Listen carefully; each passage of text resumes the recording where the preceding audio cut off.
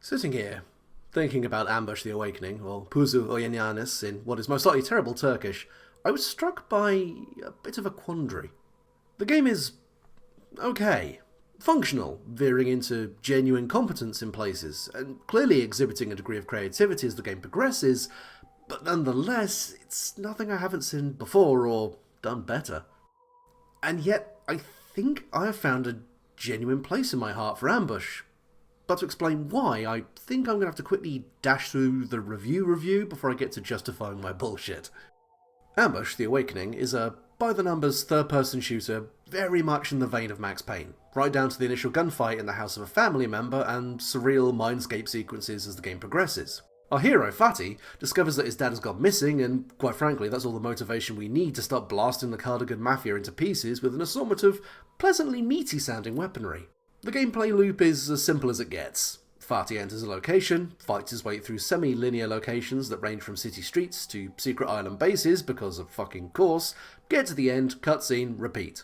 A strict 2-weapon limit and slightly stilted controls do hamper the precision of the gunplay itself, but the quality of the sound design, blood splatter and death animations do infuse the action with a kind of endearing B-movie charm. Where the game started to get genuinely interesting is during the aforementioned mindscape sequences. As I failed to comprehend until quite near the end, due to there being no English translation, Fatih is actually reliving these events whilst in a coma, moving from battle to battle within the framework of his dreamscape, occasionally bleeding through into his recollection of how things actually went. I suppose we should also address this feel in the room while we're here. Feel. The complete lack of any localization. This led to, let's call them creative reinterpretations of the plot, and I'll freely admit, I went in some very, very weird directions with a lot of it. That being said, if I can completely jettison the intended story of a game, substitute it with my own bizarre Lovecraftian melodrama with themes of domestic abuse and gender roles into it, and still manage to have a good time, that's some sturdy fucking framework to take that weight. So, in a nutshell, Ambush has some commendable aspects to it. But due to the fairly basic gameplay and lack of an English translation, the chances of anyone outside of Turkey giving a shit about it is pretty slim. Which is why one of the biggest reasons I hold Ambush the Awakening to such a high regard is not the game itself, but how it was made.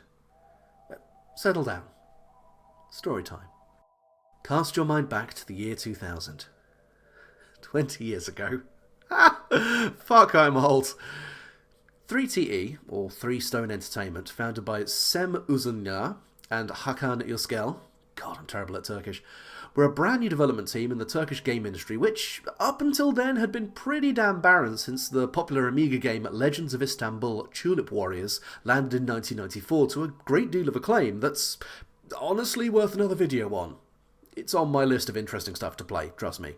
Anyway, these wonderful madmen immediately wanted to go big, wanted to produce a realistic Deus Ex-type FPS experience centered around a Turkish military veteran, Fatih, returning home to unravel the conspiracy around his parents' death. Right out of the gate, 3TE wanted it all. Locational damage that would affect your ability to aim or move, assuming the right clothing to pass unnoticed in civilian areas, branching storylines, and even an in-game reflection of Fatih's emotional state, with his actions becoming less reliable as the pressure built up.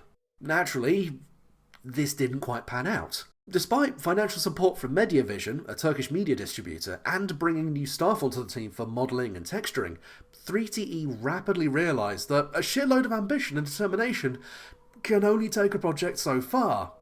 By 2003, another developer, Yogurt Technologies, had stepped in to assist 3TE in getting the game to market.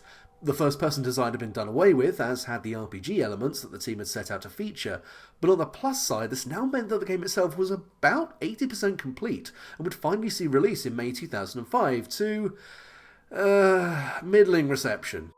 So it took 3TE 5 years to make half the game they actually wanted to. But like that, kinda sounds bad. How fucking ever. What I have not mentioned up until now is that, for one, this is the very first third-person shooter ever made in Turkey. It is also 100% financed and produced by Turkish business, to the point that 3TE actually refused $30,000 from an Australian company for distribution rights to keep it a completely personal project. And most importantly of all, Sem coded the entire engine, top to bottom, from scratch. This project was outrageously ambitious, and even the most compassionate outside observer doomed to fail. And yet here we are. A game made by people who wanted to make the best game they could, and managed not to sacrifice their ethics to get it done, even if it meant the game itself wasn't all they hoped it could be. Ambush the Awakening isn't so much a story about Fatih searching for his dad, as it is a story about perseverance, pride, and being able to make the best out of what you've got. And that, to me, is a story worth telling. Thank you very much for listening to me ramble, and goodbye.